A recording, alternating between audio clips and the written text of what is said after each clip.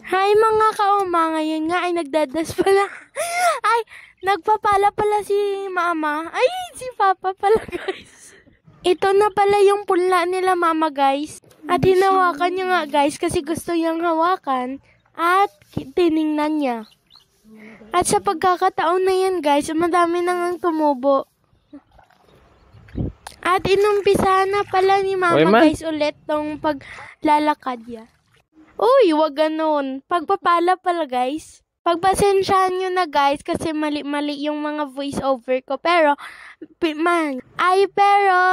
kasi ako sanay guys sa mabilis na salita. Ako lang nag-voice over pala nito guys kasi nahiya si mama magsalita. Mag-voice over lang.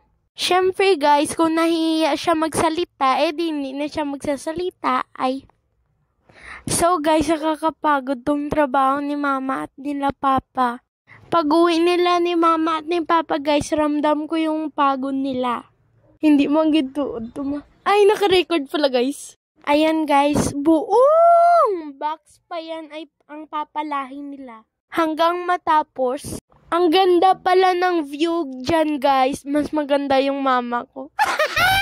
Yan lang yung mukha niya guys. Mukhang malamig dyan. Pero ang init dyan. Masyado. Pero sa panahon na to guys, hindi siya masyadong mainit. Yan guys, ang ganda na ng kapaligiran. So guys, maraming puno doon. Yun lang guys. Bye!